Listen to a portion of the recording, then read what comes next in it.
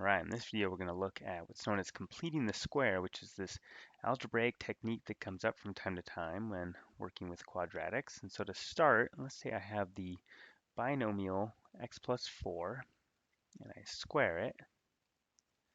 Well, this is x plus 4 times itself. And so if I multiply this out by distributing, I'm going to get x times x is x squared, plus x times 4 is 4x, plus 4 times x is another 4x, plus 4 times itself, so 4 squared is 16.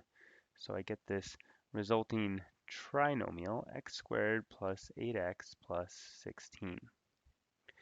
Alright, so now over here, I'm going to go ahead and copy the initial expression, the x plus 4 quantity squared. And over on the right, I'll go and copy the resulting trinomial, x squared plus 8x plus 16. Alright, so now, where does this 8 come from in relation to what I see on the left-hand side? Well, the 8x came from adding 4x to itself, or put another way, I'm doubling the 4x to get the 8x. So here I can say that to get the 8, it's really coming from doubling this number 4.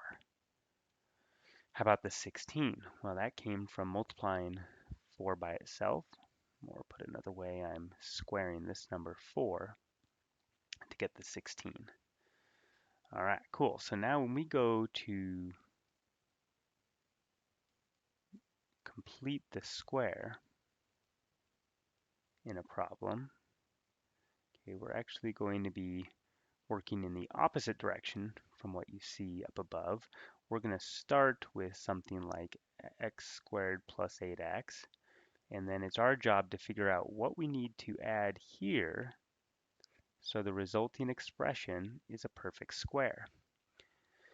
And so up above we said, well, if I double the 4, so doubling this number you see in the binomial, that's going to give you this coefficient of x in the resulting trinomial. So working backwards, if I start with the coefficient in the trinomial, then to find this number in the binomial, I'm going to divide by 2. I'm going to do the opposite. So that's going to give us dx plus 4, and then to figure out this number, well, that's going to come from squaring this 4, and so that's going to give us the 16.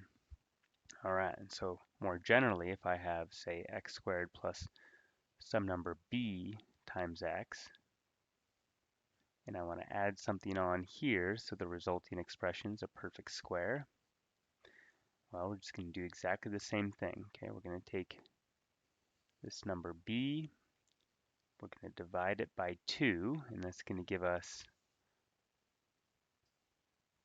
b over 2.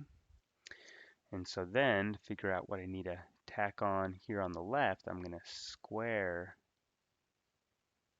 this b over 2, and that's going to give us b over 2 quantity squared. All right, so let's go ahead and look at the second question on the worksheet. It says to complete the square, and so I have for part A, x squared plus 6x. All right, and so what number goes in the in parentheses here, right? What's the number in the binomial? Well, I'm just going to take the 6 and I'm going to divide it by 2, and that's going to give us 3.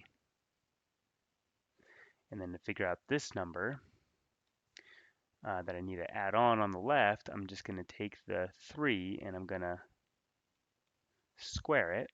And when I do that, of course, I get 9.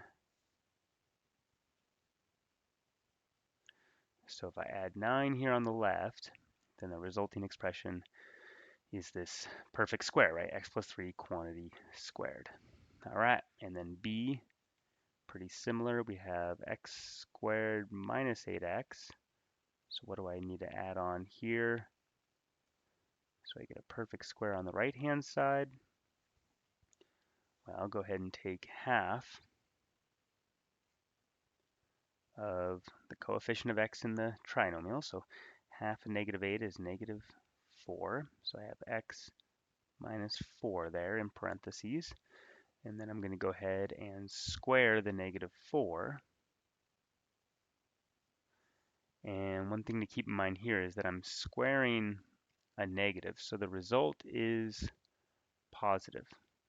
Okay, so this number that we're tacking on here, this is always going to be an addition of something, never a subtraction.